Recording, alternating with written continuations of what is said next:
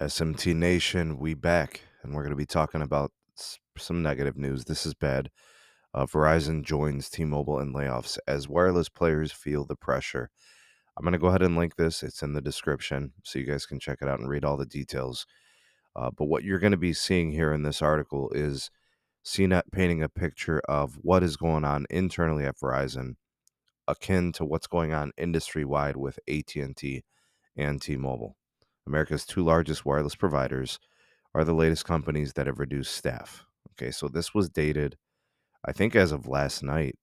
It showed up in my Google News feed this morning as I'm sipping my morning coffee and seeing the bad news here. All right, so Verizon has followed rival T-Mobile in laying off staff. CNET has learned.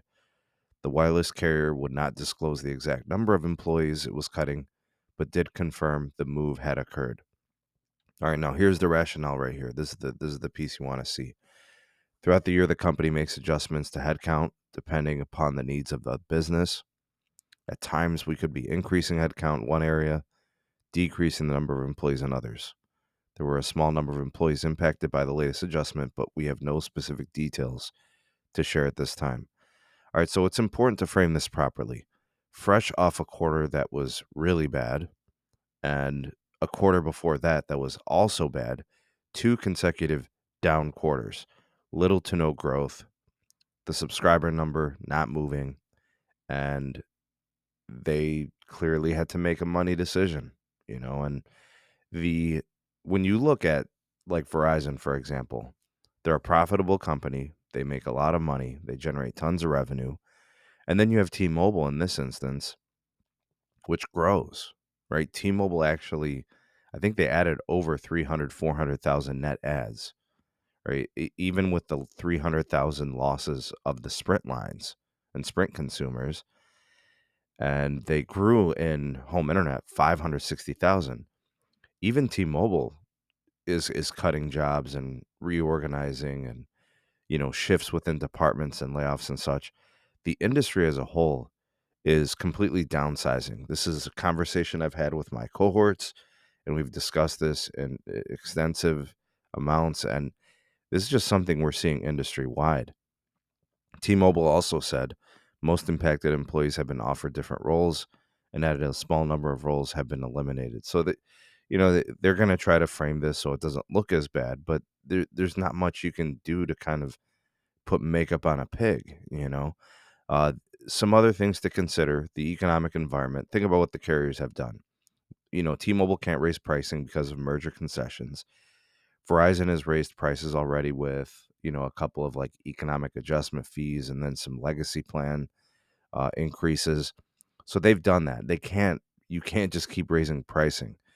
In fact, in response to the economic situation, when you look at the market competition, Verizon introduced a lower rate plan and trying to get traffic into the stores. I can tell you that has not worked. I can tell you, and speaking to my internal contacts at Verizon, uh, those employees are concerned and worried about the lack of traffic, the lack of business, just trying to generate revenue for the company, make money for themselves. They don't feel good about where Verizon is. And in T-Mobile's case, it's not the lack of growth, it's the lack of profitability. So even they've been dealing with it in different ways. And of course, AT&T, world renowned, world known for cutting jobs when things get tight. All right. They've also, increased, the rate of the legacy plans. There's only so much you could do before the consumer just can't be squeezed anymore. So now what do?